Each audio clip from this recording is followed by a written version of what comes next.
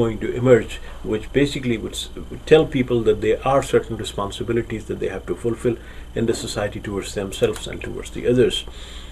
How should those responsibilities be understood and how those responsibilities should be shared with others is something that basically is an era that we are moving into.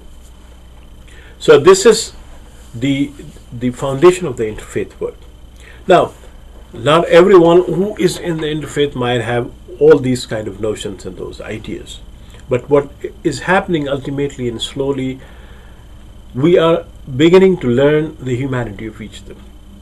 We who used to fight and kill each other in the past now or even together. still do in other places. Yes. We still sit together and talk about it, about the homelessness, talk about the injustices, talk about the discrimination, and then we are all coming together to basically take a stand and take a position on that.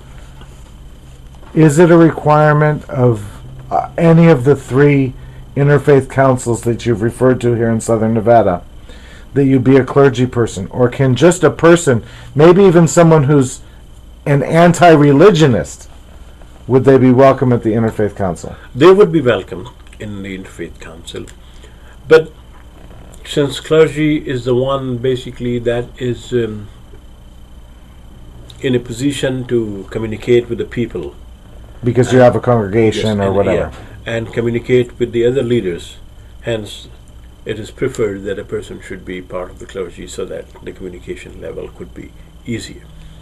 And it would also mean that they have a constituency, whereas if an individual came, they don't have a constituency. Indeed. Why did you write The American Muslim Identity, Speaking for Ourselves? Because the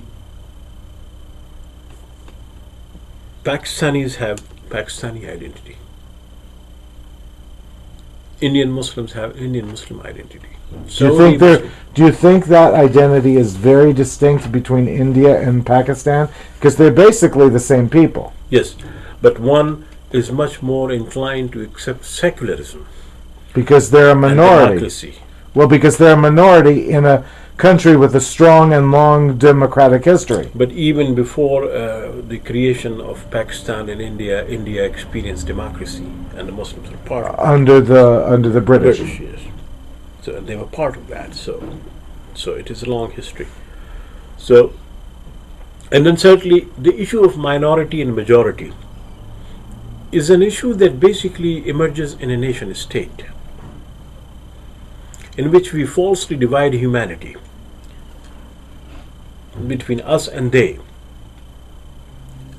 I mean, what difference does it make in terms of my relationship to the laws of this nation, regardless whether I'm a minority or a majority? So when you wrote The American Muslim Identity, Speaking for Ourselves, were you writing more for Muslims or non-Muslims living in the U.S.? I was writing about Muslims' understanding of their faith within the context of the United States. Okay. And basically, I was arguing that our experience, the experience of Muslim American, is totally different than the experience of Muslims in Saudi Arabia, where people are living under despotic rule, under monarchy, or in Pakistan, where they have been living under martial law, or in what about in India? India, is it similar to here? Somehow, but it's still, India is still in a category where human rights are not a top priority the same way as we have it here, where the civil liberties are still an issue there. What about in Indonesia? Same. Well, Indonesia is now a democratic country and has been for about a dozen years. Yes, but it has gone through this martial law phases. It has gone through those kind of experience. That's one thing. And then the second important thing, which is very unique with Muslim American, is that 100% of their population is literate, compared with India, Pakistan, Saudi Arabia, or anywhere in the world, which is a unique phenomena. and that makes them a very special and a very distinct community, where majority of those who are over 20 are college graduates, where majority of the people who basically have uh, gone to high schools and the colleges are professionals. So it is in that particular context that we. But I think with the African American, the situation is slightly different. African Americans are approximately 30% of the Muslim population Oh, in I this didn't country. know that. And when they are 30% of the population, in fact, the 100% literacy within that is still a very higher percentage. So is that perhaps because Islam inspires them to study, and living in the U.S., the resources are available, whereas living in Pakistan, it might not be available? I think a few factors. One is their own economic and financial well-being, which basically inspires them to make use of the facilities that are available here. And secondly, their own desire to live in a competitive society in a very competitive manner. And that, of course, is something, because Islam is in Pakistan as well. But that Islam does not inspire those people to basically achieve 100% literacy. What percent of your mosque is African American? I would say 25%. Oh, so it's substantial. It's quite substantial. Are these people who were attracted to Islam themselves, or was it people who were born into it because their parents or grandparents were attracted to it? You know, overwhelming majority of the people are Muslims because they are born in Muslim families. But I'm talking about the African Americans in your mosque. I think majority of them are the one who basically accepted Islam as a result of what they experienced in the past or what they found in Islam. Please tell us about your efforts on behalf of homeless people and other underprivileged people. I think there are a few initiatives that we have taken in the city. One, of course, is organizing these campaigns to feed the homeless. And as a result of that, for the last several years, the Muslim community, regardless of which mosque it belongs to, it has undertaken this kind of project. How many mosques are there here? There are at least 6 mosques in the city, and almost every day, some Muslim group is offering some sort of things to homeless people. That's one of the. Then we are also basically distributing the food to the food pantry and all of this, and then housing the homeless. Here we are part of the 3 Square, which is a group dedicated to homeless people. And in addition to that, from time to time, whenever we find people basically in need, we join the hands with others. For instance, with the Interfaith Community Council, whenever we hear that any church or any other religious institution needs any help with food, with other supplies to feed the homeless or to help those the poor and needy, then we go and do that. What do you think you can add to our to the discussion about non-violence? That is the only way to appreciate the true commitment to God.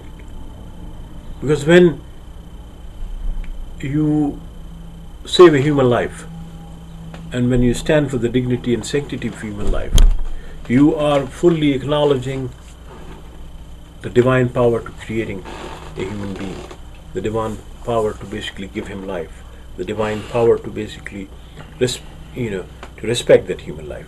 So it is in that particular context, non-violence is the only way, and non-violence is the way to the future. Because no matter what, even if you kill a criminal, you are still killing a human being. And there are better ways that we could basically use to bring a human back into the fold of the mainstream. What was the first service project you ever worked on in your life?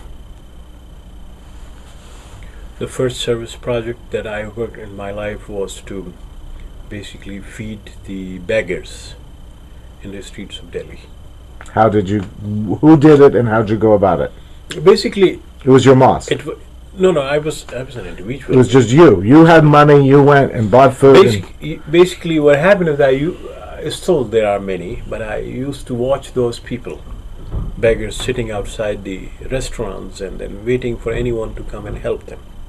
So what I did is that I mobilized the people of the town, whoever I could find to be part of that, and I said that this doesn't look good for human dignity, that the people are sitting outside just waiting for someone to come and give them the food. Why the scraps. Why don't we just create a system where we pool our resources every day, 5 cents, $1 every day, and basically make someone responsible for that, so that they would basically calculate the number of people who come and seek the food and would So you created it like a soup kitchen kind of a thing? something like that. And basically, rather than having our own place to cook the food, we will ask the restaurants and the hotels to basically give them at a reduced price, at a discounted price. At your expense. At our expense, basically.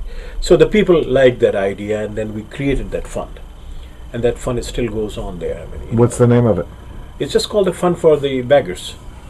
Beggars Fund. Beggars How do you Fund. say that in Hindi? Bhikariyon ke liye. Thank you. And then there was another project that we got involved, and that was, again for the beggars. That rather than letting them beg, we said that why don't you take some skills to basically get out of that situation. So there were some who... So you offered skills training? Yes. Some who were basically beyond that kind of training situation. So they said that we could pull the rickshaws, in India, that tricycle. So we bought them the rickshaws. And in fact, in one... Gave it or lent it? Gave it to them. So if they sold it, that's... No, but what we did is that we put that in their wives' names. And then you would be surprised that in one particular town, the entire beggar community was wiped out, because everyone... Because you taught them skills or gave them a profession or somehow to get a livelihood. Yes. And so their family, which had been probably beggars for forever, Yeah, indeed. was no longer part of that beggar society. Indeed. And one of the the things that we noticed is that 2 years ago, when I met some of the people there, I found that one of the daughters of that person who was begging was the one who was a teacher in the school. It is remarkable. It's remarkable that... Oh, you mean because you got the guy a rickshaw, he educated his daughter Indeed. enough to become a teacher. Indeed. Brother, that is... I'm at a loss for words to describe how marvelous that is. So, and I think these are the things that we can do at people's level. We don't need the governments, we don't need the big institutions, big corporations to create that kind of environment for each one of us, where each one of us can be taken out of the dependence that we have and given the tools to stand on our own feet. Doesn't matter whether we are beggars or we are graduates. If we are in that situation, if we as a religious community, Christians, Muslims and Jews, come together and create that pool of resources that we have within our own community, it is possible that we cannot let anyone live in any state of unemployment. It is possible. But You think the resources are there waiting now to be employed? Indeed. I mean, everything that basically would help us get out of the situation is there.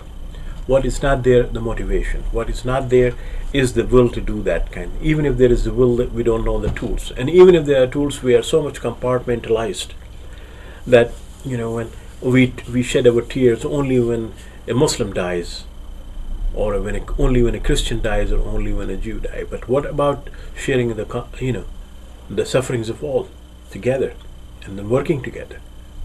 This is what a true commitment to God means. It's not only that people don't cry when someone from another group dies. What I see as even more problematic is sometimes they cheer. Exactly, and that is even worse. I mean, we have reached to that level of inhumanity. Like the people who cheered for 9/11, Yes. or the people, or whatever. Exactly. Yeah, I mean, we have reached to that kind of inhumanity, the level of inhumanity where we are unable to see the suffering of other people, and it is in that particular context. So I think all this is possible to change, provided we are willing to change, and for that, the interfaith councils or interfaith relationship is a good beginning.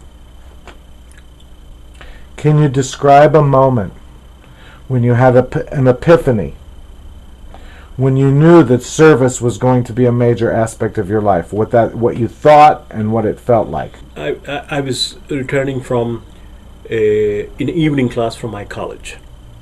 It was a winter. I was standing on a bus stop to basically catch the bus, and there I found a homeless person without a shirt, just with a Loincloth. loincloth. Was it cold? It was very cold.